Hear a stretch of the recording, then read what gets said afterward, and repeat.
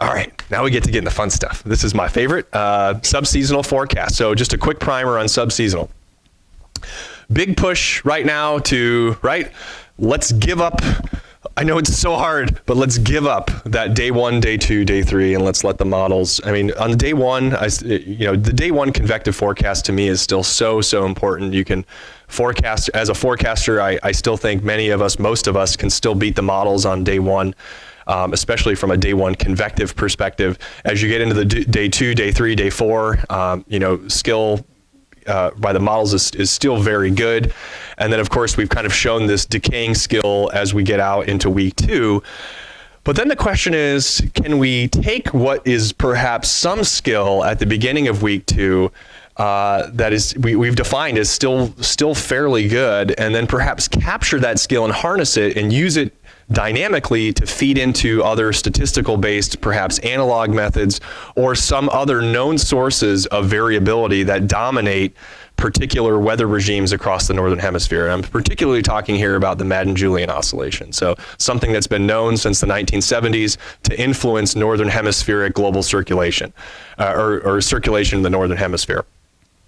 And then of course, the whole idea of seasonal forecasts, things like ENSO and soil moisture or sea surface temperatures in other areas, not just in the Niña regions, to try to drive seasonal forecasts, which is also a pretty big push right now in the National Weather Service. But I think right now, if you look at the most rapid growing area of research and funding, it's happening in this bridge window, because this is a very, very challenging forecast problem, right?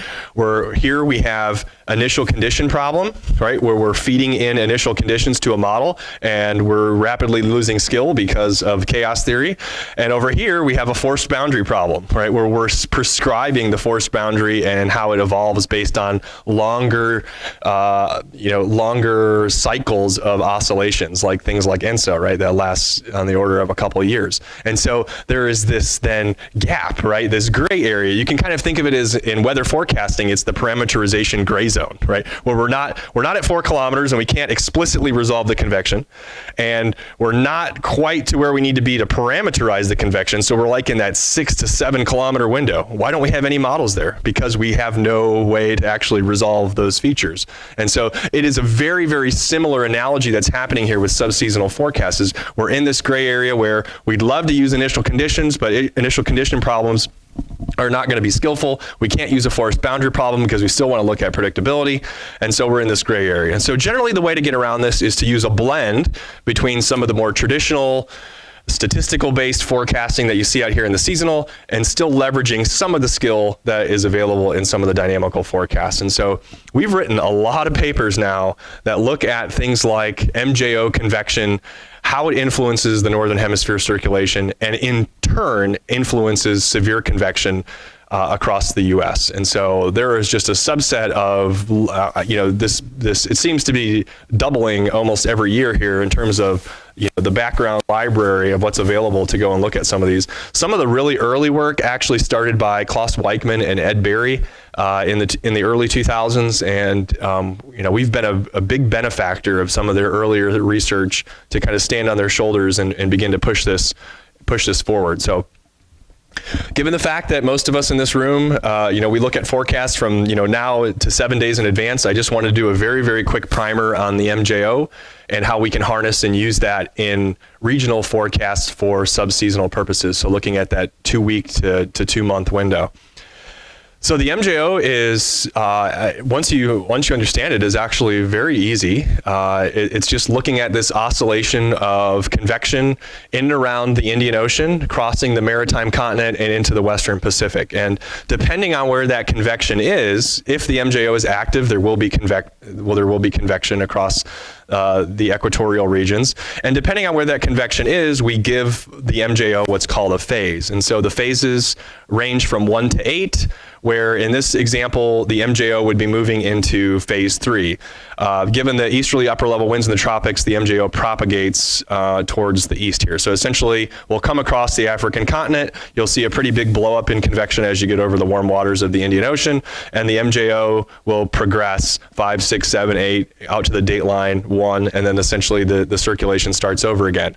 That entire process, phase 1 to phase back to phase 1, can take on the order of anywhere from 40 to 60 days to happen.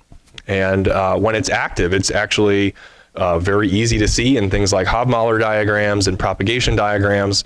There are effects that happen. There was some very early theoretical work in the 1980s that did some very easy experiments. Place a heating source across the Indian Ocean and see how where the waves propagate. It's like somebody bouncing up and down in a raft, and you see these Rossby waves propagate away. And so it is one of the known, there are probably others, but it's one of the known dominant drivers of variability across the Northern Hemisphere. And so we can look at this in a different way. We could obviously, I mean, just theoretically, right, you could look at things like cloud top temperature or outgoing long wave radiation, depending on where it's at. One of the ways to look at MJO is just to look at satellite data and look at outgoing long wave radiation and get a sense of where it's at longitudinally. The easiest way, I think, is to actually just plot where the MJO is on this phase space diagram. And so as you propagate, right, from 1 to 2, here you're across the Indian Ocean. So the earlier example, right, would be, right, so convection's here in 2-3. So on this plot, it would be somewhere over here in 2-3 where the convection's in the Indian Ocean. Your distance away from the center, this is Cartesian coordinate systems here, but your distance away from the center just says that's how strong the MJO signal is. So the OLR composite anomalies are really strong. This is a really, big cluster of convection and so on. So if you're kind of in the middle here in this circle and doing these orbits, the MJO is considered weak. But when it's outside, like this example here from 2012, the MJO would be considered active. And you can see in terms of a phase space here, from 1 to 2 to 3 to 4 to 5, the orbits of the MJO will be counterclockwise in nature. And then you can see you can develop some statistical and dynamical based forecasts of the MJO. But this is a really good example here where we start, and then about a month later, it looks like let's see, a month later we're here. So you can see about a 30-day cycle to get all the way to the other side. It'd be about, usually speaking, about another 30 days before you get back over into phase 8. So now that we know that, well, at least we've demonstrated, a lot of people have demonstrated this predictability associated with the MJO. We wanted to apply this to severe convective storms. And this is where the subseasonal aspect really comes in. So we just published a paper in BAMS. It's coming out in April, and I encourage you to read it. It's free on BAMS is the only AMS publication that's free and open source and online. So take a look at it when it comes out in April. But we talk a little bit about this May 2019 event. This was not just severe weather across the United States, although it was very impressive. The hydrological issues that occurred on both the Missouri River and the Mississippi River because of this were remarkable. And in fact, probably still have lasting consequences into this year. But here are all the tornado warnings from offices across the U.S. for the period May 17th to May 2019. So 757 tornado warnings. We had 374 preliminary count right now from the SPC. You might say, hey, it's late May, come on. That's about 3 times greater than a normal late May period. So over that period, we were about 3 times above average. This was the second highest count since the infamous the 10 days in May of 2013, where we had back-to-back-to-back violent tornadoes, I think, for 14 days or 15 days in May of 2003. There was obviously significant hydro concerns. And as you'll see here, this was actually a really, really good forecast from a subseasonal perspective.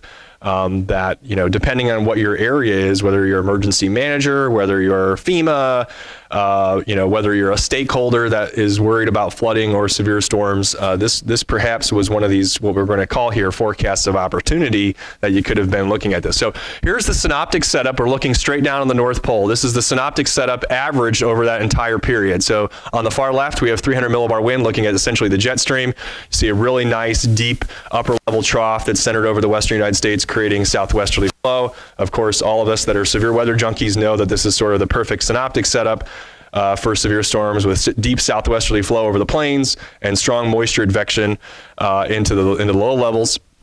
And so here's the 500 millibar height anomaly for that period, and also the 925 mixing ratio anomaly.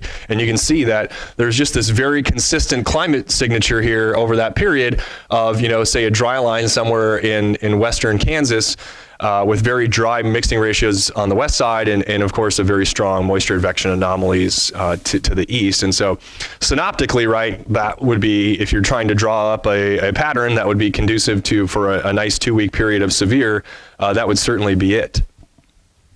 I hope this works. This is from Daryl Hersman's awesome website. He's got, but Ray and I were just talking about this. Like, Daryl's fantastic when it comes to archiving things and creating new tools. But here's the radar reflectivity for that entire period from 17 to 29 May.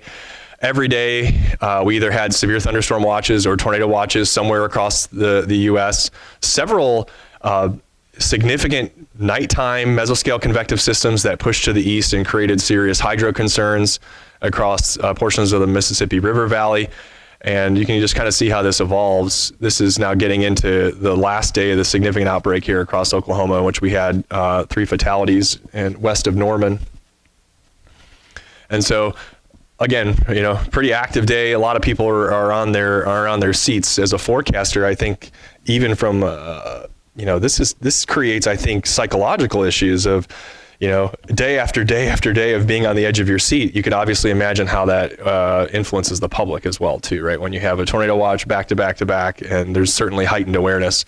So what we wanted to do is say, let's take the idea of the MJO, and I'm a big baseball fan, so let's create a heat zone, like a heat map, right? If you're pitching a left-handed hitter for the Dodgers and he's batting fourth, where does that person not like to hit the ball?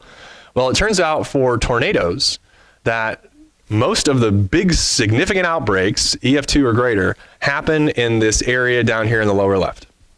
In other words, as the MJO is progressing around the clock, when we get into this area, tornadoes are more likely. And the physical reasoning behind this is actually associated with the MJO.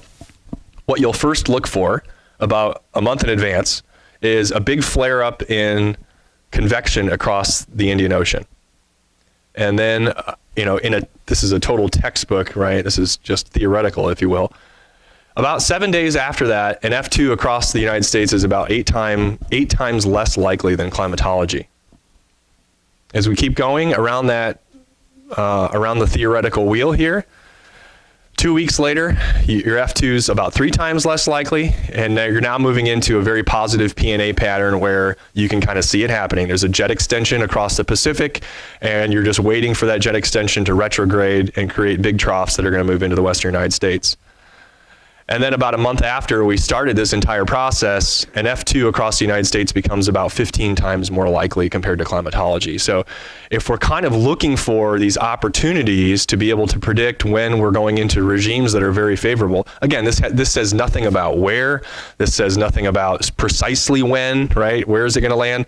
But it does say something about the favorability of the large scale regime to support these types of events. And so this came out, and this is a paper we published in 2016, and we started to say, well, let's put this to test. Let's see when we have this, and let's see if we can use it as a subseasonal forecast opportunity. So in 2016, we started a project to start forecasting convection 3 weeks in advance based on these ideas of the Madden-Julian Oscillation propagation across the Pacific. So here's that paper that's published now. This is 4 weeks prior to the event, and what we're looking at here is 30 north to 30 south. We're looking at all longitudes. You're looking at the outgoing long wave radiation anomalies, so the OLR anomalies. In other words, where is the MJO convection, okay?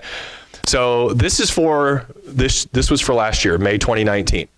So prior to that big outbreak of 14 days or a big rash of severe weather, we had a pretty significant OLR anomaly blowing up here in the equatorial areas of the Indian Ocean. This is 4 weeks. This is actually, seems to be, we don't know this for sure yet, but the onset of the East Asia monsoon. So when we saw that happening, it actually led to portions of the India and East Asia monsoon. That was the onset of the monsoon signature, was this big convective blow up in portions of the equatorial Indian Ocean. 3 weeks, let's take a look at MJO at this time. So here's the MJO. It went from nothing to, during this 4 week period, here's the 7 day period in that week 4 leading, to literally nothing going on, and then all of a sudden the MJO becomes active. It's in phase 2-3, right? It's showing you that the convection is becoming very strong. The amplitude goes away from the center. And the number of circles here that I have plotted are the number of tornadoes in the United States that were reported each of the days of the MJO. Okay, so we did have there were a few tornadoes that were reported when the MJO was blown up in week 2, or in phase 2-3. Here's the event 3 weeks before. The major source of the convection, you can see kind of the onset here of the East Asia or the Indian monsoon. Look at the propagation now, though, of the MJO towards the maritime continent. And this is, again, 3 weeks. This is averaged over the entire week's OLR. Where are we moving, right? We're moving around our wheel. Had one significant day of tornado activity. I think it was more mesoscale, but we did have quite a few reports there in phase 4, and then phase 5, we had a couple days with, a handful of reports. Keep in mind, right, we are now in May. We should be in May by now. I think I should have put the time labels on there, but we're in May. If, you have some instability, you have some vertical wind shear, you're definitely going to get tornadoes. So we're moving into we'll be moving here the next week. We should be moving into MJO phases 6 and 7. 2 weeks prior, a beautiful MJO signature. We have strong subsidence, nothing going on across the equatorial areas of the Indian Ocean. The MJO convection has propagated towards the date line. We're almost to the date line, not quite. And this is 2 weeks before the rash of severe weather across the U.S. And so now we're up here in phases 6 and 7.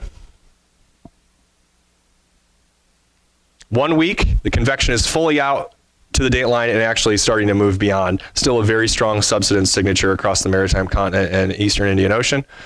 The MJO now is coming into that. Remember where we want to be. The MJO wheelhouse for severe storms is down here in phases 8, 1, 2. What we've identified as forecasts of opportunity are really these MJO signatures where we go from 8 to 1 to 2. If that happens, if we can have that 8, 1, 2 phase transition, that's where we think a lot of these big troughs coming into the west and creating this significant severe weather is usually happening.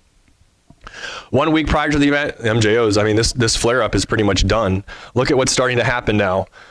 During this period, the jet was extended. We start to see an increase in tornado activity, and then the rest of the evolution all the way through. We had several days with 40, 50, 60-plus tornadoes being reported every single day across the U.S., and this was a very, textbook evolution here of the Madden-Julian Oscillation, and resulting in a period of, we look at that hot climatology, it's down here, but we have to realize, right, that anything in that lower, inside wheelhouse is going to be something that is probably setting up a favorable environment across the U.S. So there's the full loop.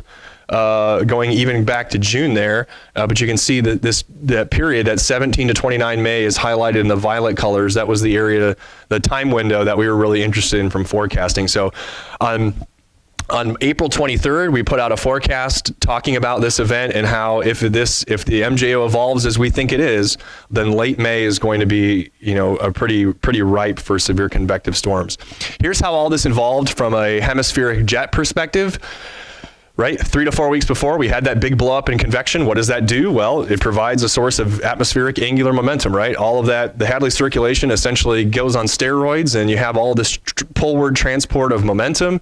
It's moving closer and closer to the Earth's axis of rotation. It requires its Coriolis eastward velocity. And so what we start to see after all the MJO convection begins, an energized North Pacific jet. Here it comes, 2 weeks as the convection transitions out towards the date line. And then my favorite here, week 3, this is what we call a jet extension. And when you see these big jet extensions, atmospheric angular momentum is very high at this point, and it's, again, a quantity that's conserved. The jet becomes unstable, it retrogrades, and begins to break down. So here's the first week of the event. And you can see what happens here. The jet begins to break down. It becomes, angular momentum begins to decrease. We see troughing now entering the western United States and sort of a reload of that trough on the backside. And the long wave essentially becomes stationary out near the Four Corners region and just creates that, very, very favorable southwesterly flow in the upper levels to just have day after day after day of kind of sloshing dry line features or, deep layer wind shear that would be adequate for severe storms as that 2 week period goes on. And so we do have that paper coming out in BAMS. It'll be in the April issue. And so if you're interested more about these forecasts, we do make them public and we put them out. And I think it's an area of fun. It's fun. I think there are implications well beyond severe storms, but it relates to temperature extremes and certainly just heavy precipitation and drought. And so huge thanks to a lot of the people that participate in this exercise on Sunday evenings in their off hours to try to help push this forward, because this has been an unfunded effort since 2005 when we first started. And I'll leave you with this, is that even though I think we're making some strides in the forecasts at subseasonal and even day one convective forecasting, we still have events like this, right? And so when people talk to me about climate change and impacts of severe storms and our ability to predict them, we're still going to have significant events, and as many of my colleagues and myself would argue, we're going to continue to see more significant events in the future, and it actually has very little to do with climate change, although it will be playing a significant role. It'll be more in the fact that our urban and metropolitan areas are going to continue to grow and become larger dartboards, right, for these severe convective storm environments to hit. And that's where the IDSS stuff comes in, right, is being partners with these people and understanding scenarios that can happen, that will happen eventually, and how we relate, the communication strategy to remove the narrative of, that these things can't happen. And we all know that they can. I mean, the Quad Cities is just as vulnerable as, say, even Chicago. And so I think the point here is that the vulnerability will continue to probably rapidly outpace some of the discussions of things like how good we're getting at our forecasts for these events, even on the day 1, day 3 timescale. I mean, we're never going to be able to say, I don't think, at the subseasonal perspective that, the Quad Cities CWA is going to see more tornadoes in the last week in April. I just don't think we're going to have that skill given our current tools of what we're doing. But it would be really beneficial, right, to say, hey, Quad Cities, your CWA in April, May has a 50% higher likelihood of seeing severe storms given the patterns that we're seeing evolving in the Pacific and the Indian Ocean. So I want to drive home that subseasonal, and I think this goes for even day 1, day 2 and beyond, but I want to hammer home that subseasonal is something that always isn't, just not always there. And so you'll always think, well, can't we just do this all the time and make these forecasts? The answer is no. Sometimes the MJO is not active, or sometimes there's no source of variability that we can latch onto. Maybe there's other things playing in the global circulation that then get trumped by or dominated by the convection in the Indian Ocean. So they're not always there. They appear to be forecasts of opportunity that we're just kind of learning about and evolving. But if you carefully monitor the global circulation, you definitely could have picked up on this and made a very, very successful subseasonal forecast, and we reported on this in a paper in GRL. So I think with that, I've gone for an hour here, and I'd really like to just kind of stop, and we can have all kinds of discussion if you want about subseasonal forecasts, or I've saved even some. I think I have some slides. Yeah, I have some slides here about climate and climate change and so on. So I'd be happy to take questions at this point, or just open it up to just open discussion.